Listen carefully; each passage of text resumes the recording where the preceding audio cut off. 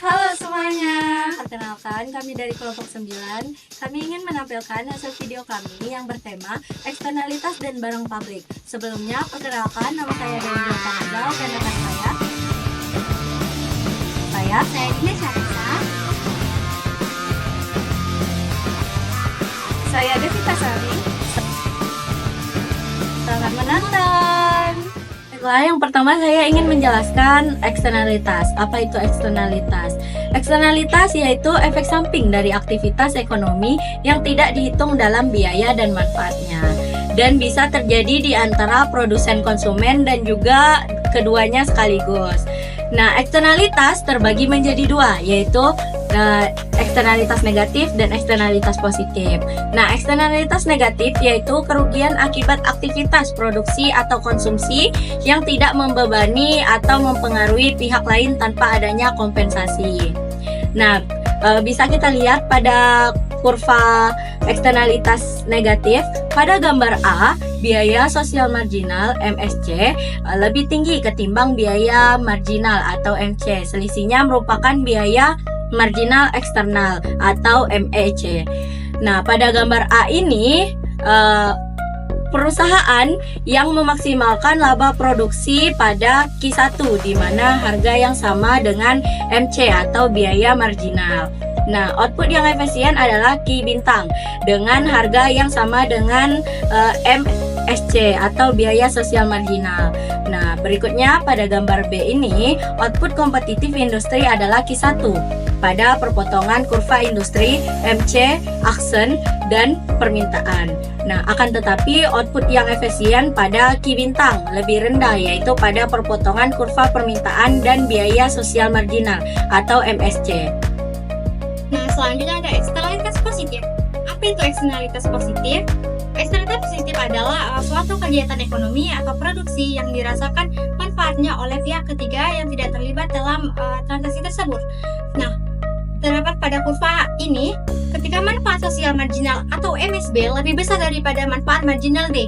Investasi mengecat ulang rumah terhadap taman, selisihnya merupakan manfaat eksternal marginal MBB. Pemilik rumah berkepentingan pribadi berinvestasi sebesar Q1 untuk perbaikan rumah yang diperoleh dari perpotongan kurva manfaat marginal D dan kurva marginal MC, yang dimana tingkat efisiennya Q bintang lebih tinggi dari perpotongan kurva MSB dan MC.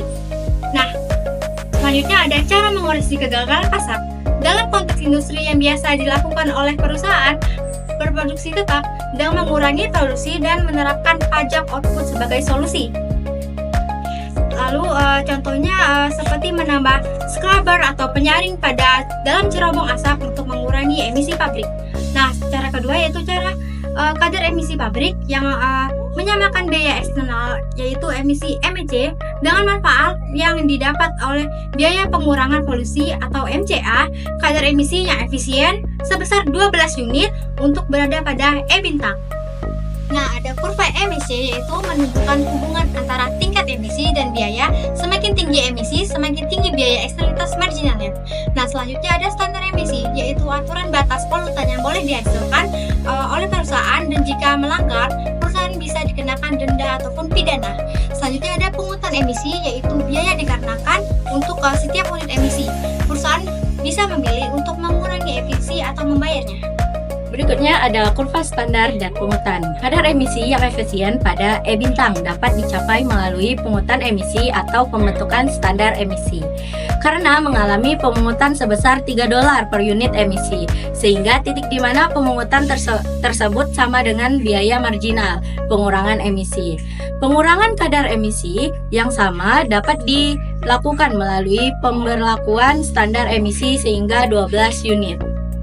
Selanjutnya ada kurva jumlah proses daur ulang yang efisien. Jumlah proses daur ulang yang efisien atas barang bekas merupakan jumlah yang menyamakan biaya sosial marginal dari pembuangan barang bekas atau MSC dengan proses daur ulang atau kurva biaya marginal daur ulang. Jumlah M bintang lebih rendah daripada M1. Selanjutnya, eksternalitas stok yaitu dampak negatif dari penumpukan polusi seiring waktu. Contohnya pemanasan global akibat akumulasi gas rumah kaca di atmosfer.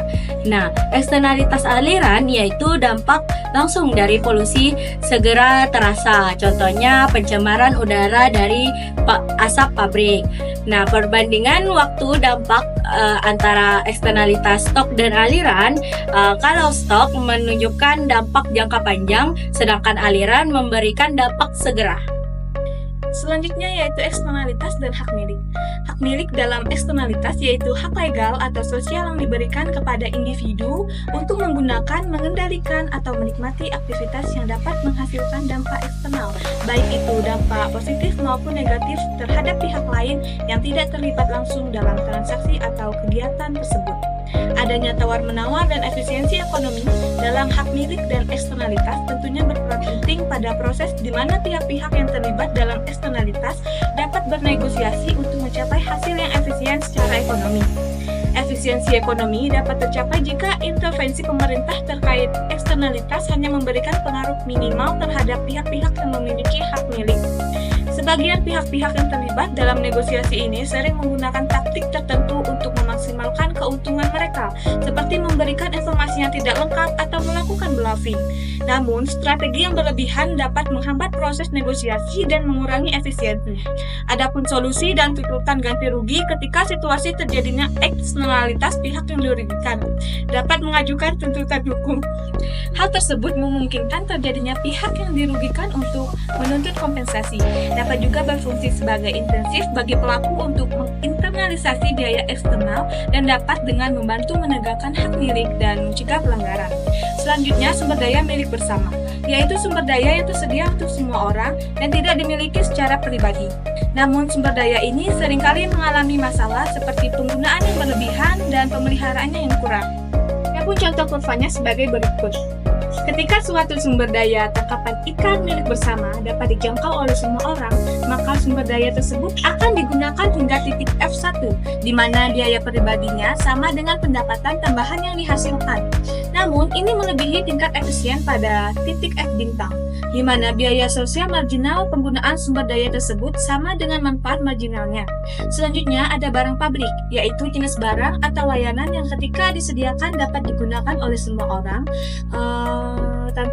tanpa mengurangi ketersediaannya bagi orang lain. Barang pabrik sendiri mempunyai dua jenis barang, yaitu barang non-rival atau tidak bersaing, dan barang non-eksklusif atau tidak dibatasi.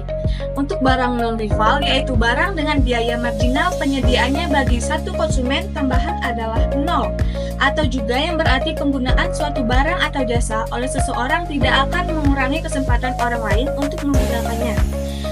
Juga contohnya seperti jalan raya dan lampu jalan. Sedangkan barang non-eksklusif yaitu barang yang konsumennya tidak dapat dikecualikan untuk menggunakan biaya atas penggunaannya. Contohnya seperti udara bersih, keamanan lingkungan, mercusuar, dan lain sebagainya. Adapun kurva efisiensi dan barang pabrik pada gambar berikut ini, yang dimana ketika barang bersifat non-rival, manfaat sosial marginal dari konsumsi ditunjukkan oleh kurva permintaan D, yang dimana ditentukan dengan menjumlahkan kurva permintaan individual atas barang tersebut, D1 dan D2 secara vertikal pada output yang efisien dari biaya marginal per potongan. Kesimpulannya, hubungan antara eksternalitas dan barang pabrik sangat kompleks namun penting dalam perekonomian. Barang pabrik bersifat non-rival dan non-eksklusif seringkali menciptakan eksternalitas positif seperti manfaat dari taman kota dan negatif seperti polusi. Pemerintah berperan penting dalam pengelolaan eksternalitas ini untuk menjamin ketersediaannya dan pengelolaan barang publik yang optimal.